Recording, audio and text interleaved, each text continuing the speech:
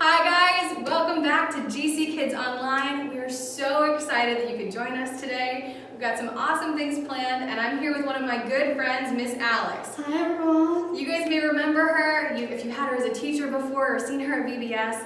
She is one of our amazing kids volunteers, and we're so happy to have her back from college. So we are going to get started. We have a couple of songs. We have a new song to teach you guys, a great Bible story, questions from kids that Pastor Brian is going to answer for us. And then on our website, your parents can find and download some activity sheets for you guys to do that go with this lesson. All right, so we're going to get started with our first song. It's called Your Love Never Fails. It's one of our favorites at GC Kids. So again, make sure you have plenty of space around you to do these dance moves, and let's worship together.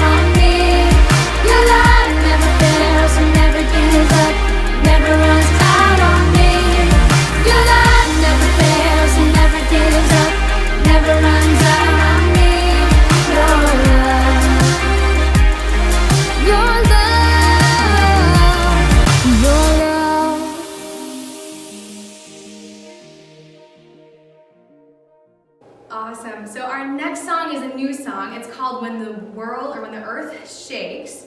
As the World Shakes is what it's called. And this song, I'm going to teach you guys the chorus and the motions for that. So it goes, as the world shakes, and things break, you are my rock, my everything. And what that means is right now we're going through kind of a crazy time in our life with the coronavirus, having to stay inside. And so as it feels like the world around us is shaking or it's unsteady, right? As it shakes and things break, as things go wrong in our life, we know that God is our rock. means we can depend on him, right? He is our everything. So let's sing this song together.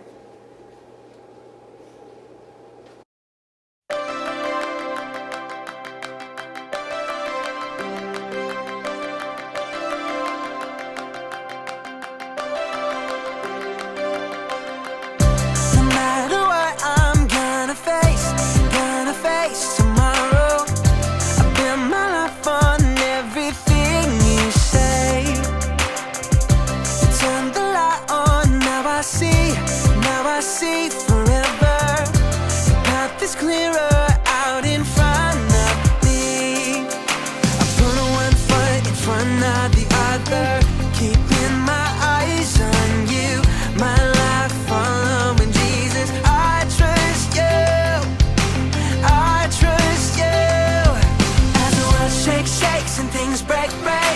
You are my rock, my everything. As the world shakes and things break. You are my rock,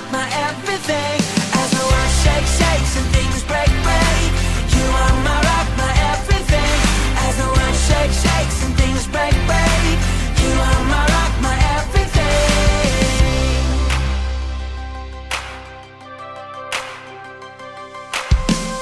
No matter what I'm gonna face tomorrow. I build my life on everything you say. Turn the light on, now I see forever. The path is clearer out in front of me. I put one foot in front of the other, keeping my eyes on you. My life following Jesus, I trust you. I trust you. As the world shakes and things break. You are my rock, my everything. As the world shakes and things break. You are my rock, my everything. As the world shakes and things break. You are my rock, my everything. As the world shakes and things break. You are my rock, my everything. As the world shakes and things break. As the world shakes and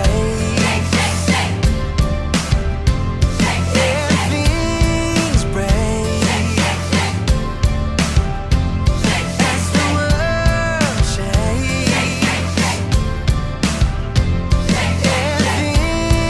break. As the world shakes and things break. You are my rock, my everything. As the world shakes and things break. You are my rock, my everything. As the world shakes and things break. You are my rock, my everything. As the world shakes and things break. You are my rock, my everything.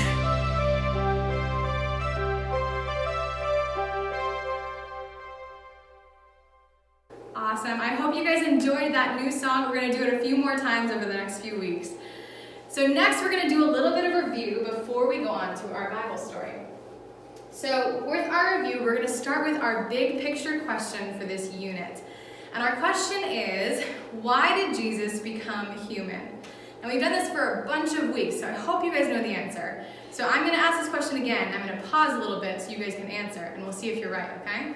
So why did Jesus become human? Let's see if you were right. The answer is, Jesus became human to obey his Father's plan and rescue sinners. And that is what we call the gospel, or the good news, that Jesus came, he became human. He came to rescue us sinners and to obey his Father's plan. So we're going to do some review. So a couple of weeks ago, we talked about Jesus and this man named John the Baptist. And if you remember, John the Baptist, he lived out in the wilderness. He would come around and tell people about God.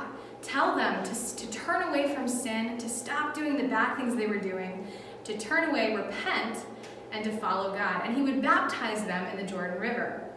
And Jesus came to him. But did Jesus ever sin? No, Jesus never sinned. And John the Baptist would baptize sinners. So Jesus would never sin. So Jesus came, and he came to be baptized by John. And John said, I'm not even worthy to untie your sandals. I can't baptize you. You should baptize me, right? But Jesus said, this is what needs to be done. Because what we learned in that story is that Jesus obeyed God by being baptized. So that was a couple weeks ago. Now last week, we talked about something called temptation. And we learned that Jesus was tempted in the wilderness. And temptation is something that happens when we want to do something that we know is wrong, or when we're tempted to do something that may be wrong. And Jesus was tempted in the desert, in the wilderness, but he never sinned. Now, sometimes when we're tempted, we sin sometimes. And we talked about last week different ways we can fight temptation, just like Jesus did, using God's word. So this week, we're going to talk about something else amazing that Jesus did in our Bible story. So here we go.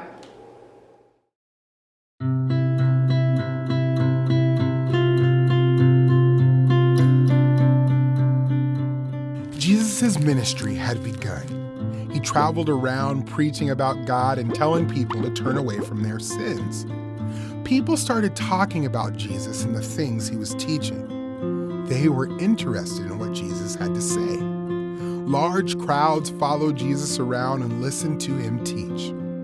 One day, Jesus was walking along the Sea of Galilee. He saw two brothers, Simon, who was called Peter, and Andrew. Peter and Andrew were fishermen. Jesus called out to them, "Follow me, and I will teach you to fish for people." Right away, Peter and Andrew dropped their nets and followed Jesus. Later, he saw two more brothers. Their names were James and John. They were in a boat, fixing nets with their father, Zebedee. Jesus called out to them, and right away they got up, left their father and the boat, and followed Jesus. Jesus went on and saw a man named Matthew, who was also called Levi. Matthew was sitting at the tax office. Matthew was a tax collector. Many people didn't like tax collectors because tax collectors were unfair. Jesus called out to him, "Follow me." So Matthew got up, left everything behind, and followed Jesus. Matthew had a big feast for Jesus at his house. Many tax collectors and sinners came to eat with Jesus and his disciples. The religious leaders saw this, and they didn't think Jesus should be friends with people who did wrong things. They complained to the disciples, "Why does your teacher eat and drink with tax collectors and sinners?" Jesus heard the religious leaders and said, "People who are healthy don't need a doctor, but people who are sick do. I did not come to invite good people. I came to invite sinners to turn back to God." Later, Jesus gathered his followers together and chose 12 of them to be his disciples. Jesus' apostles would work closely with Jesus and would go out to tell others about him. These are the men Jesus chose: Simon, who was called Peter, Simon's brother Andrew, James and John, who were called the sons of thunder, Philip and Bartholomew, Matthew and Thomas, James and the son of Alphaeus, Thaddeus, Simon the Zealot, and Judas Iscariot.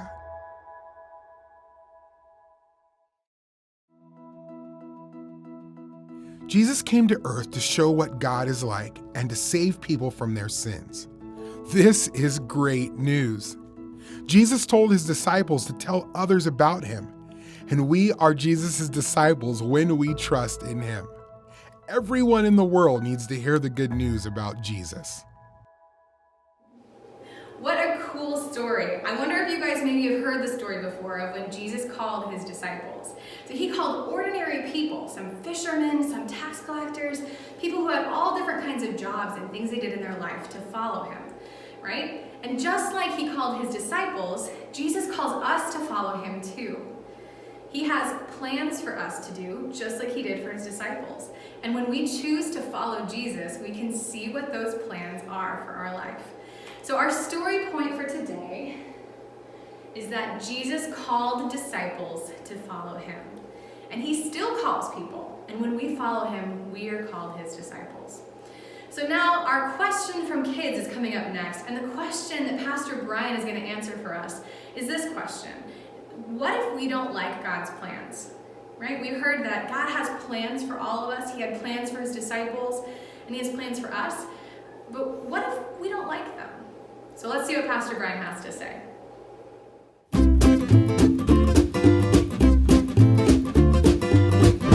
Hey there, I'm Pastor Brian, and it's time for Questions from Kids. Anna Lee from Clinton, Mississippi asks, how do we know if we are going to like God's plan? all right, Anna, you might not like my answer because my answer might not be what you would expect. You are probably sitting there thinking, all right, Pastor Brian's going to give us this great explanation about how we're always going to like God's plan and it'll be really warm and fuzzy. Well, that's not the answer I can give. The answer I need to give is we don't know if we're always going to like God's plan, because God's plan sometimes includes for us to go through suffering and hard things.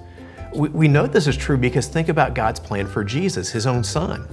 God's plan for Jesus was that Jesus would suffer and die for the sins of the world.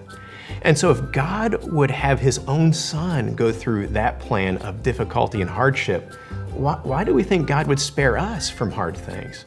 We're not promised that. And so while there are some times where God's plan for us is very pleasant, and we, appreciate that, there are times that God's plan for us includes difficult things, and we're just not going to like it. But here's the key.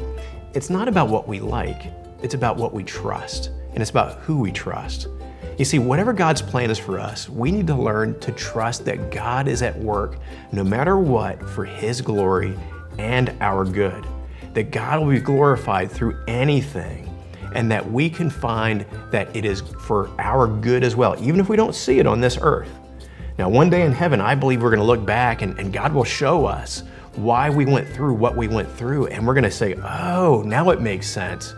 But that may not happen on earth. And so the key for us, again, is not necessarily to want to like God's plan, but to want to trust his plan no matter what. That's what faith is all about. So I've got a question back for you. Is it easy or hard for you to trust God's plan for you, and why?